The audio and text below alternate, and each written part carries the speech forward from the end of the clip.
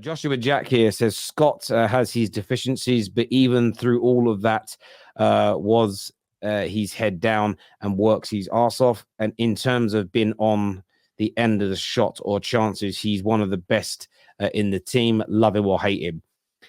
Do you know what? Scott McTominay goes into a category for me with Jesse Lingard and a few others who are not good enough to play week in, week out for Man United as a star. But if they were 15, 20 years older and were part of the Fergie regime, they'd have been loved like a John O'Shea. They'd have been loved like a Darren Fletcher, loved like a Jasper Blomqvist in 1999. Not top-class players, but just a good member of the squad. Our problem is our recruitment was so bad. We've gone through large periods of the last 10 years relying on people like Scott McTominay to be the man. And he isn't the man who's going to lead you to titles. He's a very good rotational fringe player to have within a squad, and he has a skill set that it shouldn't have taken, by the way, this long to unearth. But of course it's taken this long because you go through 4 different managers, 5 different managers with different outlooks of football, different styles of football, a club that's not uniform in its approach. You know, if this would have been discovered early on in his career that he could do this, he might be seen it, because again, I think he's changed a lot of people's mind about him this year. No one thinks he's ever going to be Zinedine Zidane, but the amount of winners he's scoring, it's a great skill set to have. And this is the thing, he's been misprofiled. He's never been a DM. He's big, he's athletic, he's got good strides, powerful legs, but he's never been a DM. His technical ability on the ball in terms of passing and press resistance is not that high. But whenever we've had great McTominay moments, when has it been? When he has been scoring goals or in the attacking third. He's a shadow striker, a false 9 in some sense, you know what I mean? Like a number 10. That's what he is. A guy arrived late in the box, has a great shot at him, has a good header on him, and he can score his goals. And this is the most perfect role for this guy.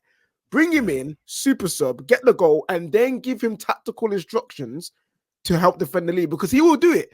One thing I do appreciate about Scott McTominay is, even though he's not a DM, even though he's not necessarily a number 8, even though he's not a centre back, you tell him to do these roles, he will do it. And he'll do it to the best of his ability, and he'll try as hard as he can. So bring him on, let him score, and then give him tactical instructions to keep the lead. And McTominay is fine. And we've all said this at some point in our Man United fandom. If he's a squad guy, he can stay. Yeah. He can be around. But it's every single time what happens is he'll score a few goals, and then whatever manager it is, McTominay, Jose, if it's flipping Ollie or Ten Hag, he'll still start starting all the games. And that's when we're like, whoa, no, hold up. This is not what we signed up for. We didn't sign up for this. You know what I mean? Scott didn't sign up for this for sure. So Luton's going to be very interesting. I'm gonna see if Ten Hag's going to start the kid, man, because Ten Hag has fallen into that trap a lot of times where he's just decided to start him. So if he's been analysing the games properly, and he now knows the best he can get out of McTominay is off the bench, I just hope he can maintain that. And that's all I'm asking from Ten Hag. We just need consistency, and most importantly, we need control of the games. He needs to look at these games and figure out what we're doing wrong. And he's not going to do it. But if you're going to start McTominay and play him off Rasmus, then you've got to put Bruno on the bench. Yeah. It's again, I'm not even against him playing if you want that support striker role, but it means you can't have a high 8 or a number 10. You can't. What we end up doing. Can't do that with Casemiro. Casemiro and the transition. I understand where you're coming from, but my point is that whenever we do play McTominay, we move other people out of their natural positions, and it becomes makeshift. If you're going to play him as that support striker type role, you have to put a team around him that's going to get the best out of him. And you can't, again, I didn't think it was great putting Bruno on the right as an example, because we know he's less effective there as an example. And ironically, when we scored, it was Mainu that was in that position. He's got a bit more legs. If you're going to do it, stick him out there. He's got a bit more composure. Super chat here says, what the hell logic is that? We won because the other team was on unlucky and the players were out of form. No wonder your opinions are dog. Man United were the better, hence why they won. Hold on. Did you say Man United were better, Terry? No. So Nabil is challenging me because I said we was fortunate in this game because there's a few players on Villa's side when the attacking positions, they just weren't on it at all. Nabil, this is why I say You know, I'm not gonna say that. But Nabil, my enemy, I don't like you that much, so I'm gonna call you my enemy, frenemy. The amount of shots that Villa had today was crazy. The amount of touches that they had in our box was crazy. If you watched that game with your eyes, and thought Man United were 100% better than Villa, and Villa didn't actually deserve to score more goals, then I'm sorry, I will happily pay for you to go Specsavers, and we can get you some glasses, my brother, because that is not what happened. We didn't dominate them. We weren't better than them. They were good today. So there's nothing, because if this was all the way around, if Villa won and we were peppering their goal and they won 2-1, you would not call them better. You would say they got lucky, we weren't clinical, and they scored 2 scrappy goals. So come on now.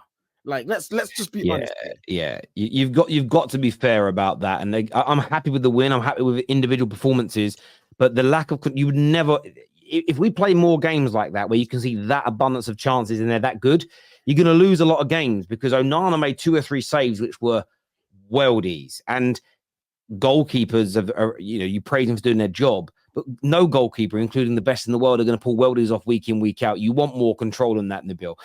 Also on Kobe Mainoo, someone just sent me a stat through. The second highest chance creator on the team today with 4. Bruno Fernandes, by the way, 8 chances that man created today.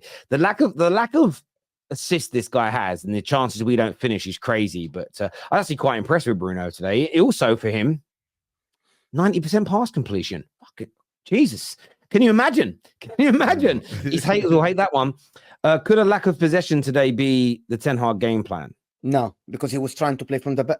How people watch the game? They were trying to play from the back. Man United were trying to dominate position. Man United were trying to build slow from the back, get between the lines, but they just didn't succeed. They just didn't play long balls, and this is a plan of, if you watch David Moyes, or you watch if you watch Everton, for example, Sean Dyche, that's a team that don't want the position. Man United wanted the position, just couldn't hold it. They lost the ball. They didn't try to play long balls. They would just try. They tried it didn't work. It's not game plan. I'm sorry, Charlie. I hear you. Pav's here with us. What you saying, Pav? That was hard to watch, man. It was basically squeaky bum time after 20 minutes. That's what it was. And people keep telling me, like, give this manager time. He's building something. I'll tell you what he's building. This guy's building feces. That's what he's building on the pitch. Nothing but feces.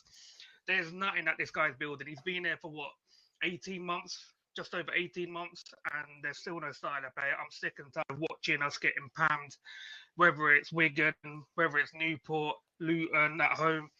Like, when are we going to start controlling the games? Like, we've had a couple of good games. We all get gassed up. The following game, rubbish again.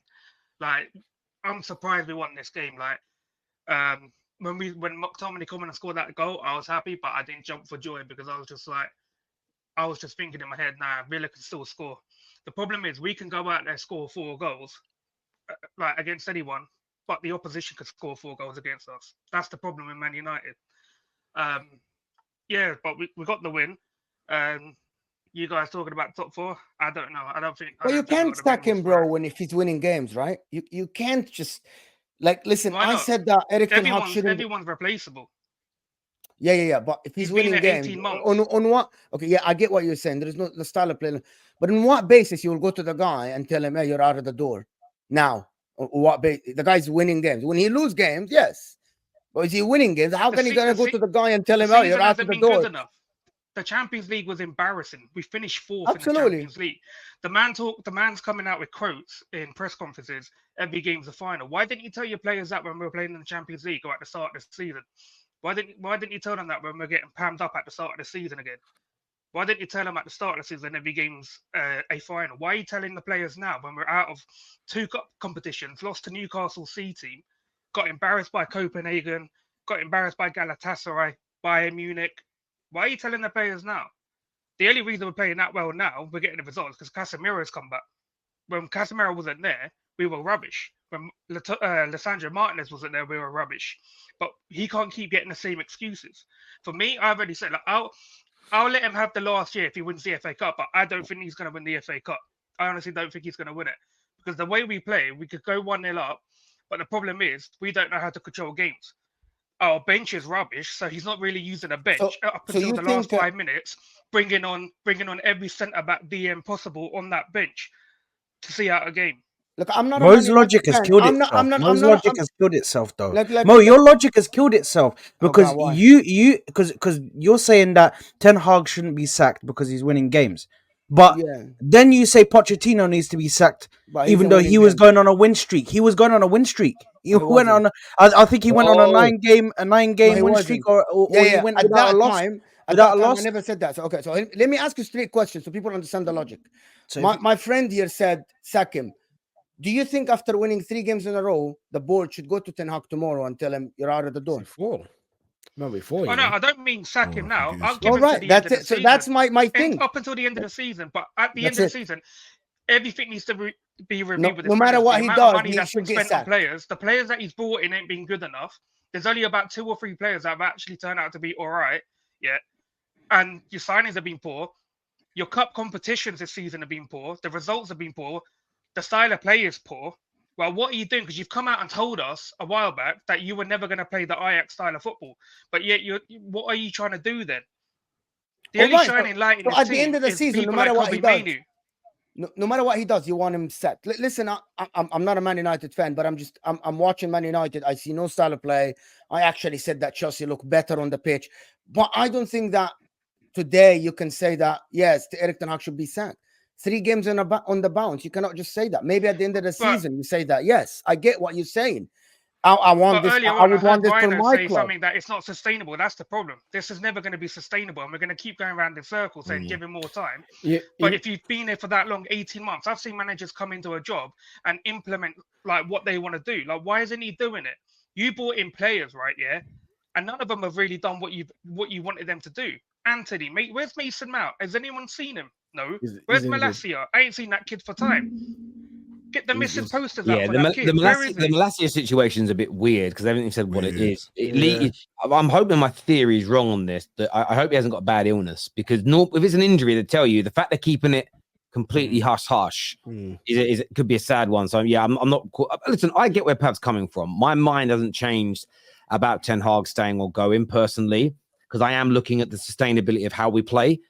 But I know he isn't going until the end of the season. So my sort of view to stop myself getting stressed is I'm just reviewing it as I'm reviewing it based on win, lose, or draw, if that makes sense. It's if we win, I'm happy.